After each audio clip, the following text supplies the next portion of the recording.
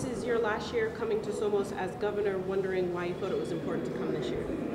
Well, I thought it was important to come because the different orientations of Hispanic leaders from all around the state who come down here create a lot of policy in the seminars that they have, and also an opportunity to network. They have been extremely helpful to me in very difficult economic times. They were as understanding as they could be about sacrifices that all New Yorkers had to make, and so I wanted to come down and thank them. Do you plan to meet with Governor-elect Andrew Cuomo when he comes here, and do you have any advice for him? Well, I don't know if I'll be able to get together with him when he comes here. I talked to him for a couple hours last week about transitioning, and I'm sure if we don't get together down here that we'll do it sometime this week back in the States. And the advice that I have for him is the advice that I have for governors all around the country, which is that we collectively are going to have to find a way to inspire legislators to recognize the severity of the economic crisis and to cut back on a lot of the spending that states have been engaging in.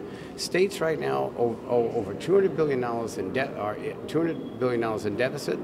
The Unemployment Insurance Fund in Washington is owed $70 billion by the states. So the new wave of thought in Washington that Washington can't spend anymore, that may be debatable for what's going on in Washington, but states red and blue are hemorrhaging from the lack of federal support, and I think that the new governor will join with other governors of a different political party as well as his own to make sure that Washington understands that. Governor, Shelley Silver was here earlier in the week, and he said was not actually committing to the November 5th, not necessarily even the November 15th, which is difficult because of the Senate upheaval, but in generally coming back prior to January 1. Do you believe there will be a special session? Well, we have to come back before January 1. He's absolutely right about November 15th because some of those races are still being resolved. I'll probably move that date back a couple of weeks, and I'll do it as soon as Monday. However, we do have to come back to implement federal legislation for education, an OTB plan for New York City, and a couple of other things that have to be done, and we will be coming back. You said you don't have to do it, though, until the end of the fiscal year. We're going to do it before the end of the fiscal year, and it comes down to who you're going to believe. And I'm telling you, we'll be back before the end of the year. Governor, Marty Connor, your actual predecessor in the Senate minority, is now, of course, helping the Senate Democrats in their election law fight with, in particular, the Antoine Thompson race. And he suggested that it could actually go on past January. And if that is, in fact, the case, does not complicate a special session? No, because the special session is comprised of the members who are in office now, right? Not the ones that would serve in January. But what would motivate the people who lost to show up? How would they know they lost if it isn't resolved until January? Brian Foley is definitely gone. Well, Senator Foley, who was a friend of mine and took an oath 2 years ago, knows that his term ends on December 31st. I guarantee you, if there's a special session, Senator Foley will be there. So will everyone else. People retire, they leave. I'm not coming back in January. I'll be at the special session, and so will everybody else. You fought very, very hard to get the Senate Democrats into the majority. It was your top priority when you were the minority leader. Do you think are you upset with them for what they've almost perhaps lost? Well, I'm not upset with them. It's a very difficult period of time, and all around the country, the party that's been in charge, the Democratic Party, suffered a lot of losses as a result of this election. I did feel that I put an emergency appropriation that included the property tax cap, supported by 80% of New Yorkers, overwhelmingly the most important issue for homeowners and voters all around the state.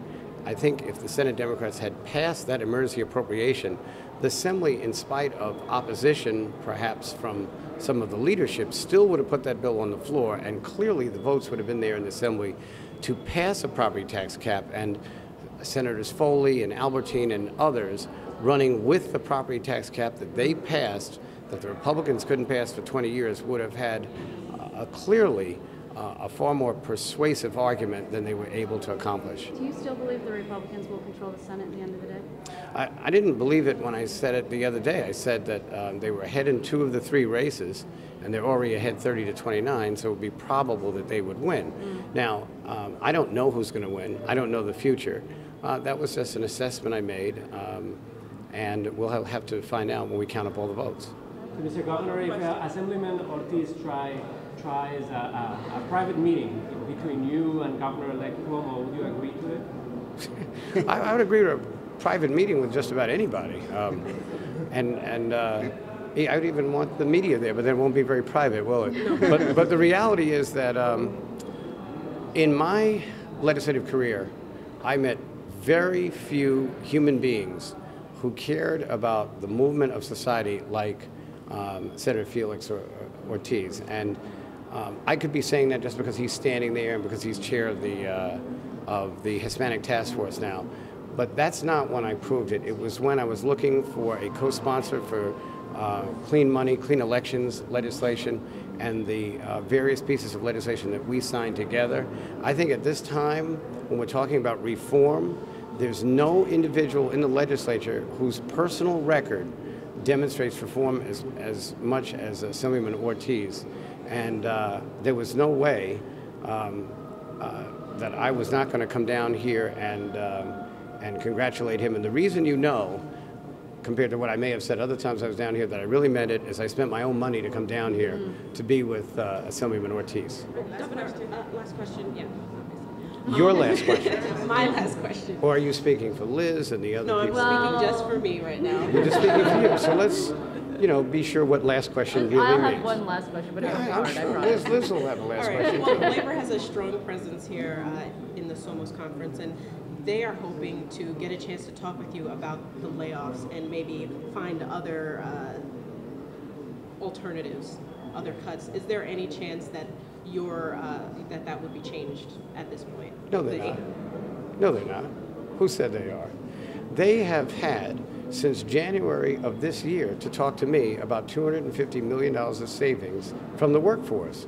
What suggestions did they come up with in the last 10 months? Not a one, other than buying drugs from Canada, which is illegal. If you want to buy illegal drugs, why would you need to go to Canada? So the reality is that when you think about the layoff plan, I thought it was remarkable that we were able to hold it to 898 and to get the rest from attrition and also early retirement. So the 898 number is painful. I don't want to lay anyone off, but they have no one but themselves to blame for the fact that that happened because they didn't come up with real alternatives. We could have done a lag period where everyone would lag their pay for an extra 5 days. That would have come up with the $250 million. We could have come to a furlough plan, which they went to court and the court ruled in their favor, so I accept that decision. But had they not gone to court, the furlough plan would have spread the sacrifice equally among the workforce. Now, unfortunately, those who are least on the list are the first to unfortunately be laid off. And I don't think anybody's going to approach me with any suggestions other than just don't do it. And I was not going to leave the next governor. Now we know it's Governor Cuomo, but I was not going to dump that on him his first day in office. So I took responsibility and did it myself. Okay, here's the last question, and it's an easy one. It's your last question. Do we have the final question, any idea what you might be doing January 2nd or 14th or 29th or February 2nd? February 2nd, I'll be observing Groundhog's Day. Thank you, Governor.